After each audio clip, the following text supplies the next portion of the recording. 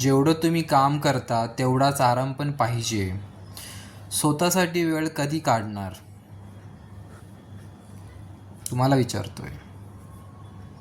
आपण काम करणारे कामगार नाही आहोत. आपण एक मनुष्य आहोत, एक असा मनुष्य की तो पूर्णपणे गुणधर्म संपन्न आहे, कलाकार आहे. आपल्या प्रत्येक कामामध्ये गुणधर्म आहे. असा आपण एक मनुष्य आहे. ठीक आहे. आपण आपल्या कामामागे काम केल्याने आपण काहीतरी तयार करत असतो, हे लक्षात ठेवा. काम केल्याने आपण काहीतरी गोष्ट निर्माण करत असतो. आपण कोणती पण क्रिया केल्याने त्याचा इफेक्ट होतो. तुम्ही जे काम करता त्याचा बॉडीवरती, मनावरती इफेक्ट होतोच, 100% होतो. तुम्ही जर शरीराला आराम नाही दिला तर शरीर स्वतः आराम मागतो. ठीक आहे. कधी वाटते चहा पिल्यावर आराम वाटतो. ठीक आहे. कधी जेवण जास्त झाल्यावर झोप येते.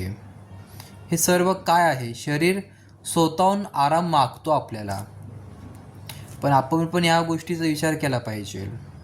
आपण स्वतःहून शरीराला आराम दिला पाहिजे. तुमचं वय भरपूर झालेलं आहे, त्यावेळेस आपल्याला भरपूर थकवा, शरीरामध्ये भरपूर दुखणं वगैरे होतं. ते आता होतं आहे, वयस्कर वयामध्ये तुमचं व्हायला लागलेलं आहे. पण तुम्ही ह्या गोष्टीचा विचार केला का की मी आधी भरपूर काम केलेलं आहे आणि त्यावेळेस मी आराम दिलेला नाही माझ्या शरीराला? त्या गोष्टीचा तुम्ही विचार केला का? तुम्हाला आता दुखणं दिसतं आहे, पण त्यावेळेस तुम्ही जर शरीराला आराम दिला असता तर दुखणं तुमचं आता राहिलं नसतं. म्हणून वेळेच्या वेळी तुम्ही आपल्या शरीराला आराम दिला पाहिजे. फक्त काम करत राहू नका. फक्त काम करत राहू नका. त्यासोबत तुम्ही काम करण्यासोबत तुम्ही आराम पण केला पाहिजे.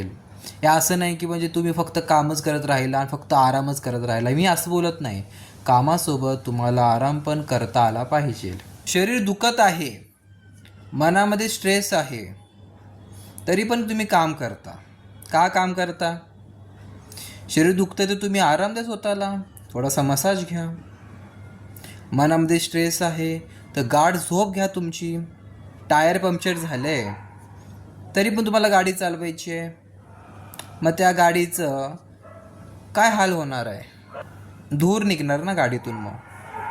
म्हणून शरीराचं सर्व्हिसिंग करा तुम्ही. आराम म्हणजे फक्त की झोपणं नाही आहे. ठीक आहे. फक्त झोपणं नाही म्हणजे आराम.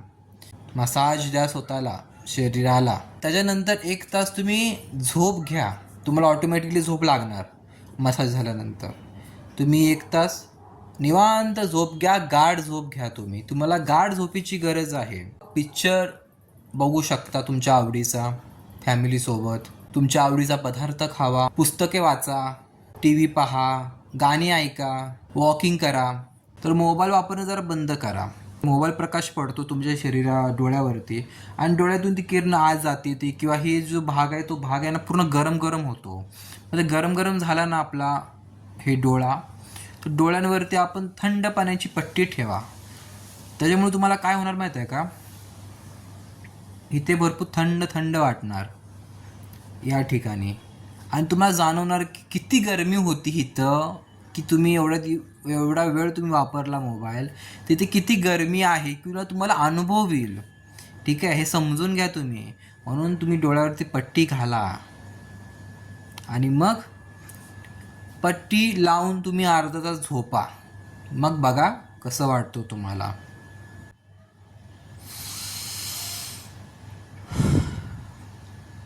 अशा प्रकारे तुम्हाला श्वास घेता आला पाहिजे. एका झटक्यात आतमध्ये गेला पाहिजे, पूर्ण डीपली गेला पाहिजे श्वास. डीपली कधी जाणार श्वास? तुम्ही जेव्हा प्राणायामची प्रॅक्टिस करणार, जेव्हा प्राणायाम तुम्ही शिकून घेणार, मला चांगला अनुभव येईल. करा त्या गोष्टी. तुमचं मन संतुष्ट राहील आणि शरीर पण तुम्हाला ब्लेसिंग देईल. तर जबरदस्त राहावा, जबरदस्त खावा, जबरदस्त प्या आणि जबरदस्त झोपा. आपण सर्व जबरदस्त आहोत.